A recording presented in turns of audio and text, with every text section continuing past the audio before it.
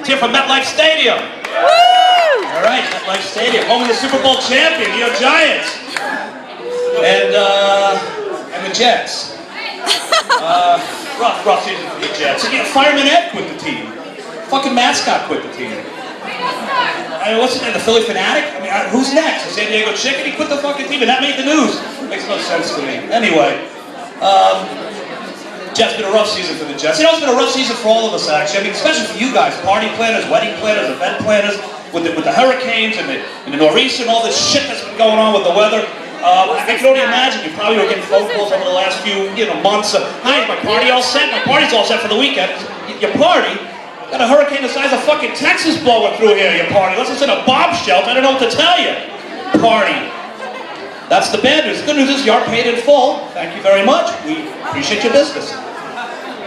But listen, tonight's your night. It's not, we don't want to talk about clients, we want to talk about you guys. We want to talk about why you're here. You're here to have a good time, you're here to eat, you're here to drink a lot. You're here to dance and laugh, hopefully, and just have yourself a good time. But also, make sure you're networking your business. You want to network the products and the services, you want to get around, you want to do what you got to do, try and build a business, build a following, and that's all important. I guess that's why a lot of you are here.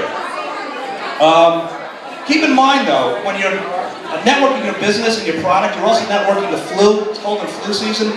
And it's funny, we know how to get rid of cold and flu. Basically, we stop touching each other. There'd be no cold and flu, go away.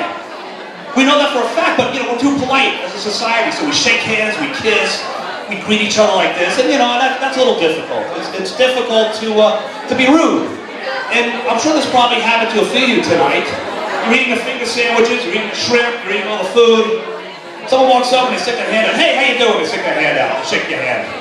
Now, if they have a germ, or they've been sick, you're gonna have a germ and you're gonna be sick. And the next 2 weeks of your life is going to be destroyed. All because this person had to say hi to you while you're eating. So, you want to make sure you don't get sick. Now, more importantly, you don't want to get sick because you don't want to go to the doctor. Doctors suck. My doctor, Dr. Stein. Dr. Sally Stein. Let me tell you about Dr. Stein. Dr. Stein's what you call an alarmist. What do you mean by an alarmist? Well, for instance, I didn't see Dr. Stein 3 weeks ago because, I wasn't sick actually, just for physical. I just didn't go for a physical. Just, basic stuff. You walk in, she makes sure you're okay, she checks you, checks your blood pressure and all that good stuff. Shouldn't be a big deal. But anyway, what Dr. Stein likes to do is before you actually go to her office, she has all this preliminary stuff she puts you through. She gets you do the blood work, and she makes you do the urine work, and then she, in my case, she makes me get a CAT scan and a sonogram and all this stuff. Basically, anything insurance is willing to pay for, Dr. Stein's going to get a piece of the pie. That's how Dr. Stein operates. Shrewd. So I go to see Dr. Stein, and I'm sitting there, I walk in, and I'm sitting on the desk, on the table, the examination room, and they give you the gown. This gown they give you. By the way, is the opening in the front or the rear of this gown? I'm not sure. I've never known. I put it on both ways. Every time one time it's in the front, one time it's in the back. No one ever tells me, so now I just keep it open in the front. And I sit there, it's open in the front, I'm waiting for Dr. Stein to walk in. By the way, don't tie it, because it knots. If it knots, that's a big problem. The nurse and everybody is trying to pull it off afterwards. It's really embarrassing, so you don't want to knot it. So anyway, Dr. Stein walks in, and what does Dr. Stein do? She looks, she checks my reflexes, and she looks at my ears, my nose, and everything's fine. Yeah, and I could have told you that. But then she looks at the lab work. And, she tells me my cholesterol's good. Well, I could have told you that. This is good. I could have told you that. But then all of a sudden I hear oh, what? Well, your liver enzymes are high. My liver enzymes? How the fuck did that happen? She's like, well, well, you could, are you using needles? Like needles? Like heroin? No. It's like, oh, and you could also get it from tattoos, but you don't have those. Like, decide what the fuck you're talking about. I got tattoos up and down my arm. Oh, I hear her say. Oh, what? Well, you can get hepatitis C from tattoos and HIV. So now my heart's, my blood pressure's starting to go through the roof, even though 5 minutes earlier it hit normal. I know for a fact because she just tested it. But now I'm all nervous. But she's not done. She's looking at the rest of the results, and she goes, oh, and they found some type of spot on your kidney. Like, you gotta go see a specialist. A specialist? For what? Well, what kind of spot? Well, worst case scenario, it could be a tumor. A tumor, cancer. Are you talking about cancer, hepatitis C, and HIV? Is that what you're telling me, Dr. Stein? You telling me about 3 of these things? It's So next thing I know, I'm going to see this specialist, I'm going to see that specialist, and I got to get blood here, and get blood there. My life's turned upside down, and I'm nervous, and I'm scared, and I don't want to tell my family. And then I get all the testing done, and then I go, Dr. Stein, what's the results? And Dr. Stein, of course, is like, well, we sent it to the lab, and we gotta wait another 7 to 10 days. 7 to 10 days. 7 to 10 days. So now, you gotta live your life knowing that all this information about you is out there, but you don't know.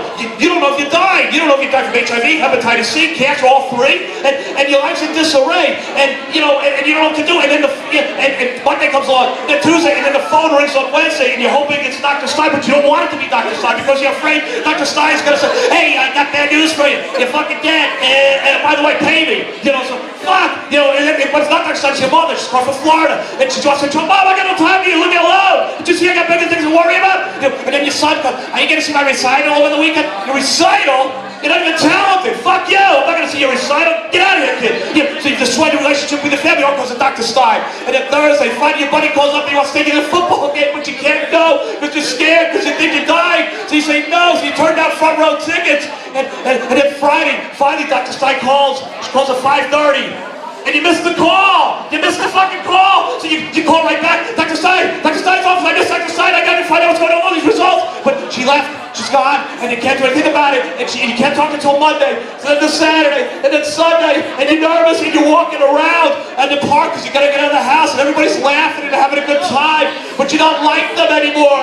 You used to be one of them, but you're not anymore. You're just this unhappy guy who's probably died. You go home, you start looking at your will, and how did it all go wrong? Monday, 9 o'clock you call, Dr. Stein.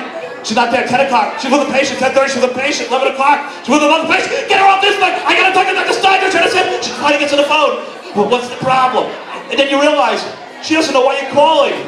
You haven't been on her radar. She hasn't been thinking about you.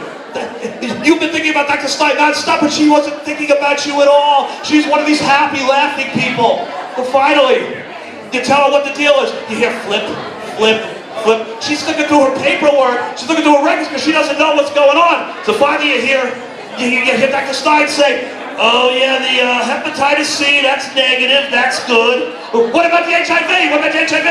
Oh, we didn't test for that. What do you mean you didn't test for that? Why not? Why wouldn't you test for that? Well, you have to tell me. It's a HIPAA thing. It's a HIPAA thing. I don't have HIV, it's Geckos. I don't have HIV. What about the cancer? Tell me about the cancer. Flip, flip, flip. Oh, yeah, no, that's a cyst. It's just a cyst, nothing to worry about. Live your life. Live my life? Live my life? I was living my life until I walked into your office, Dr. Stein, and turned my life upside down. It was all your fault, Dr. Stein. My family hates me, my friends hate me. All because of you. You ruined it, Dr. Stein. You ruined my life. But bottom line is this. Next time someone reaches out to shake your hand, take a step back and bow. Bow like the Japanese do. It'll keep you happy. It'll keep you healthy. And it'll keep you away from those fucking doctors. I'm telling you. Thank you.